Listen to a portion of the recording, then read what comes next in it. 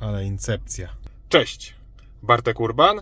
Zapraszam do testu Bike 5 albo Beijing Bike 5. Jednak obie wersje są złe, bo to auto to Bike Beijing 5. Przepraszam, no ale sami przyznacie, że jest to nieco mylące, bo na przodzie mamy duży napis Beijing, a jednak główna nazwa to Bike Beijing, a model to 5. I tu od razu moja uwaga, jak chce się oferować auto w Europie, to nazwa powinna być nieco bardziej europejska. Fakt, słowo Beijing oznacza Pekin po angielsku, czyli stolice Chin, no ale przyznacie, że ta nazwa nie jest taka prosta. No ale może się czepiam. Sama firma Bike to oczywiście chińska firma, która jest kolejną, która chce zawojować nasz polski rynek i jest kolejną, która póki co oferuje tylko SUV-y czy tam crossovery. W ofercie są 3 modele, model 3, model 5 oraz model 7. I ja do testu wybrałem model 5. Model 5, który wygląda naprawdę dobrze. Poważnie, gdyby nie ten napis Pekin na masce, to nie da się poznać, że to chiński samochód. Wygląda nowocześnie, a w tym żółtym, takim pstrokatym kolorze wygląda wręcz młodzieżowo i mocno przykuwa wzrok. Mamy sporo ładnych detali, ale co ważne, wszystko do siebie pasuje. Na przykład na zderzaku na dole mamy takie rąby, które się zmniejszają, tworząc coś w rodzaju takiego gradientu, czyli takiego przejścia kolorów. Lampy są oczywiście w pełni LEDowe i też mają bardzo ciekawy wzór i to zarówno z przodu, jak i z tyłu. Z tyłu jest też spoiler o dość dziwnym kształcie, bo jest z niego w środku wycięta część, ale tutaj ponownie uważam, że to pasuje. Tak samo jak i pasuje to, że auto nie ma wydechów, lepsze to niż atrapy. A, i oczywiście to nie jest samochód elektryczny, bo w sumie dużo osób myślało, że model 5 to elektryk. Ale żeby nie było, że są same zalety, to pora na wady. Największa to podobno brak ocynkowanej blachy, a to może oznaczać szybką korozję. To jest bardzo duża wada. Dalej znalazłem na przykład wygłuszenie tylnych nadkoli, które jest słabo zamontowane, bo już w tym egzemplarzu wisi, a znowu przednie nadkola w ogóle go nie mają. Zerknąłem pod podłogę i tam nie wygląda to źle, tak samo jak i dobrze prezentuje się spasowanie, czy tam łączenie elementów karoserii.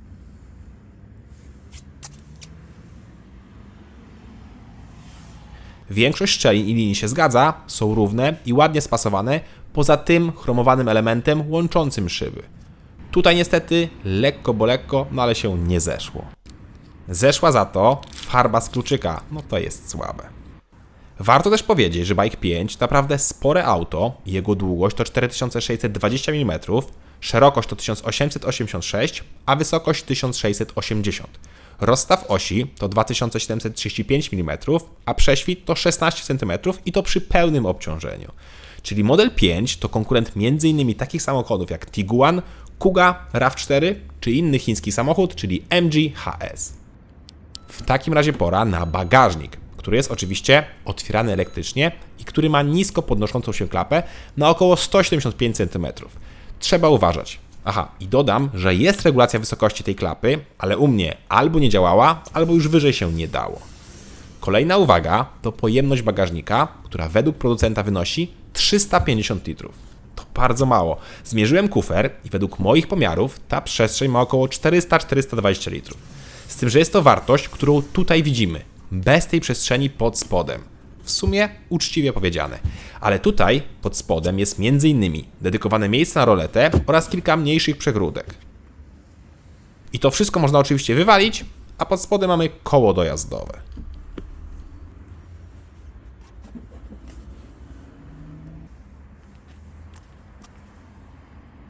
W kufrze znalazłem też 2 haczyki na zakupy, gniazda pod zapalniczkę czy boczne przegródki. Tylną klapę można położyć i wtedy uzyskujemy niemal płaską podłogę. Zanim skoczymy na tył, to mała uwaga o klamkach. Te są rozsuwane i są moim zdaniem mało wygodne. Co więcej, klamki same się powinny otwierać jak podchodzimy do auta, ale działało mi to tylko jednego dnia. Później za każdym razem musiałem wciskać klamkę, żeby ta się wysunęła i potem trzeba było ją jeszcze pociągnąć do otwarcia. No to jest mega niewygodne. Plus pewnie w zimie też może być z tym problem, bo mogą one zamarznąć. Zdecydowanie bardziej wolałbym tutaj zwykłe klamki. Wskakujemy więc na tył, gdzie mamy bardzo dużo miejsca, a ja mam 186 cm wzrostu.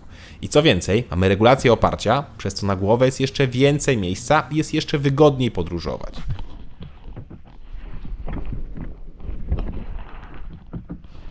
Poza tym mamy podłokietnik z miejscami na napoje, są oddzielne nawiewy, niestety tylko jedno złącze USB, szklany dach oraz piano black po bokach. Materiały no nie są złe.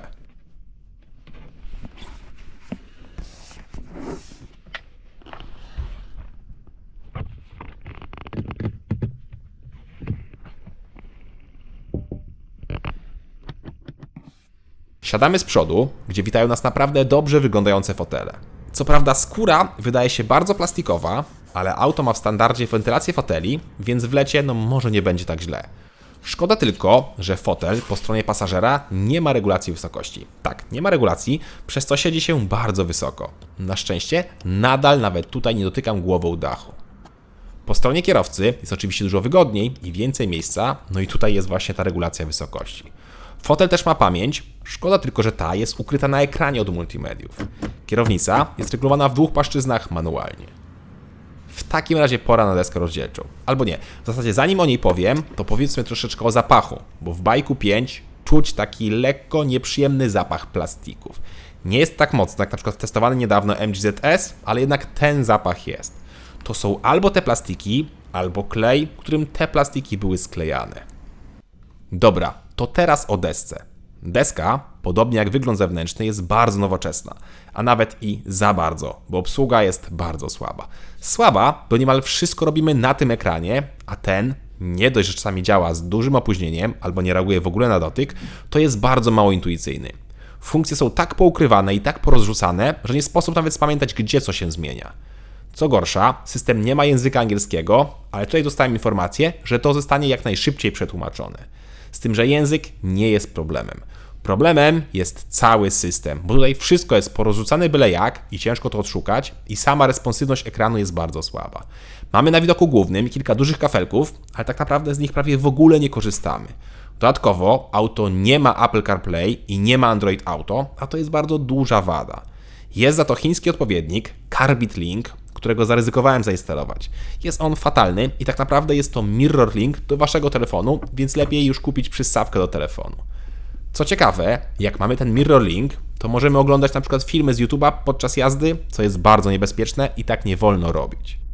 Ale i tak, mniej niebezpieczne niż systemy asystujące w tym aucie, ale do nich jeszcze wrócę. Teraz drugi ekran, czyli zegary cyfrowe. Te działają dużo szybciej niż ekran główny i mają 3 różne motywy oraz komputer pokładowy. Da się tam też odpalić np. audio czy telefon. Nawigacji tam nie odpalimy, bo do Bike 5 nie da się dokupić nawigacji fabrycznej. A ta z telefonu działa jako mirror link, czyli odbicie ekranu, więc tej tutaj też nie możemy odpalić.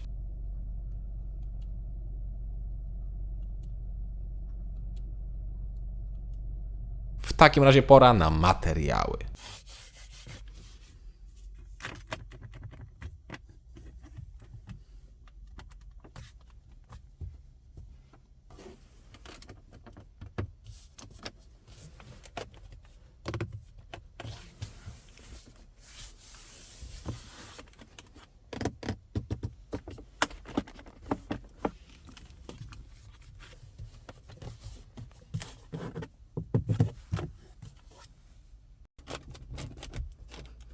Tutaj jest naprawdę dobrze. Oczywiście pojawiają się lekkie skrzypnięcia i jest to nieszczęsne piano black, ale same materiały, jak i spasowanie są naprawdę na przyzwoitym poziomie. Moim zdaniem jest to taki poziom Kii czy Hyundai'a. I wcześniej mówiłem, że niemal wszystko robimy na ekranie. Jest jedna funkcja, której tam nie ma. Światła awaryjne, które są, i teraz uwaga, na dachu. Ileż ja się tego naszukałem w tej kabinie. Pochwalić za to muszę kamery, bo te, nie dość, że są 360 stopni, to mają naprawdę dobrą jakość.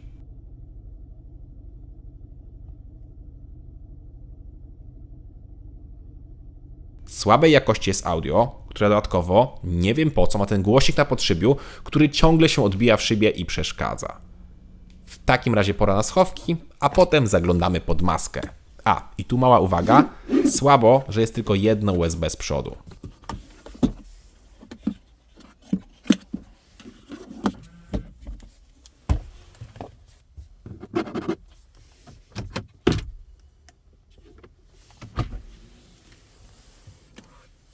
A pod maską w Bike 5 jest dostępny tylko jeden silnik i jest to 4-cylindrowe turbodoładowane benzynowe 1.5 na bezpośrednim wtrysku o mocy 177 koni. Podobno jest to silnik własny bajka, ale wzorowany nieco na Mercedesie i Hyundaiu, czyli markach, które współpracują z bajkiem. Znalazłem też komentarze w internecie, że silnik był wzorowany na 1.5 TSI z Volkswagena.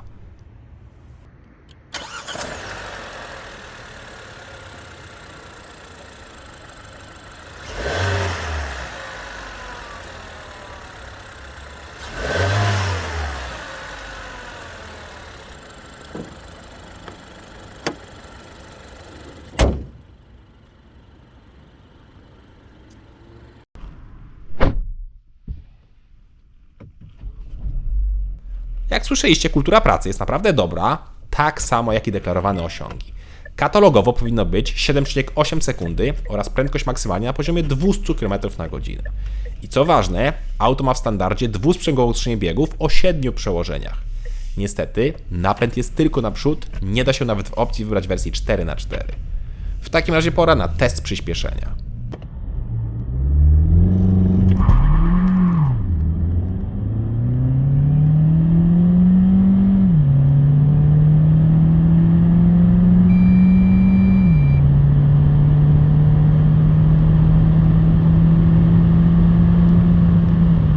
Wynik to 8,3 sekundy i ciężko zrobić lepiej, bo auto mocno gubi trakcję.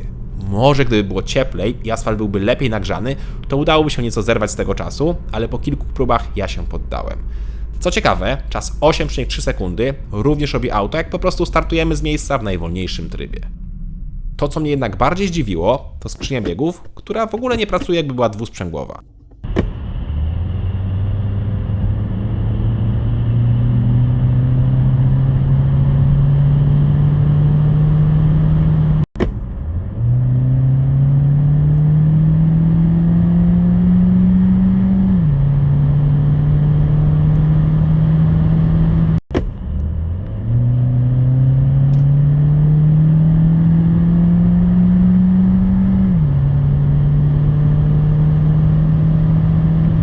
Reakcja w zwykłych trybach jest taka zwyczajna, a czasem ospała.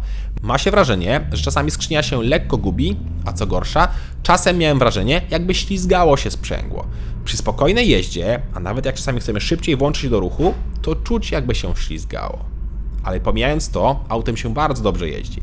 Zawieszenie jest dobrze zestrojone, pracuje cicho i nieźle wybiera nierówności, a przy tym jest odpowiednio sztywne. Do tego układ kierowniczy jest w miarę precyzyjny. No nie jest źle. Źle za to jest z asystentami bezpieczeństwa. Auto ma dużo systemów, ale każdy kolejny działa tylko gorzej. Poważnie, jeszcze nigdy nie jeździłem autem, w którym musiałem wyłączyć niemal wszystkie systemy, bo strach było z nimi jeździć. Najgorszy jest asystent pasa ruchu, który działa tak mocno i tak mocno ingeruje nam w jazdę, że jeździmy zygzakiem. Beznadziejne. Plus jest taki, że jak raz wyłączymy te systemy, to one już na zawsze są wyłączone.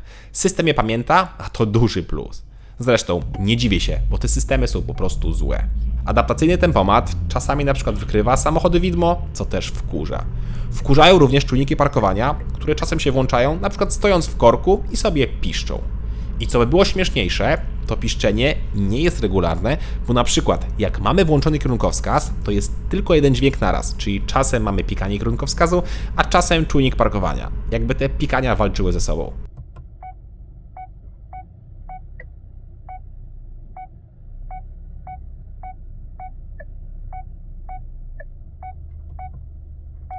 Aha, i nie można wyłączyć wszystkich systemów bezpieczeństwa, bo jak to zrobimy, to wtedy nie będzie nam działał w ogóle tempomat adaptacyjny, a zwykłego po prostu się nie da włączyć. To, co mnie również zdziwiło, to auto nie ma systemu start-stop, ani nie ma systemu wykrywającego przekroczenie prędkości.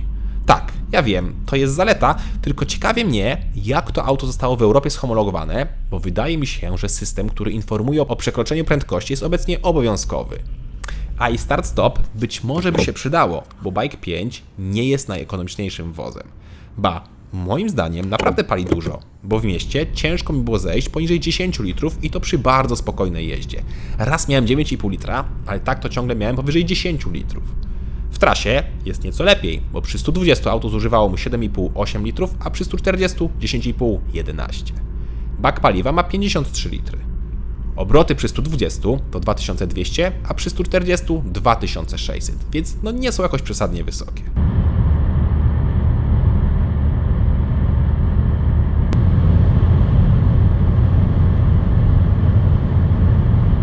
Wysoki za to jest hałas. Przy 90 pomiar głośności to 61,3 dB, a przy 140 66,8, czyli na autostradzie przy 140 jest nieco głośniej niż w konkurencyjnym MG HS. Pomiary głośności wziąłem od chłopaków z Otomoto TV. Polecam.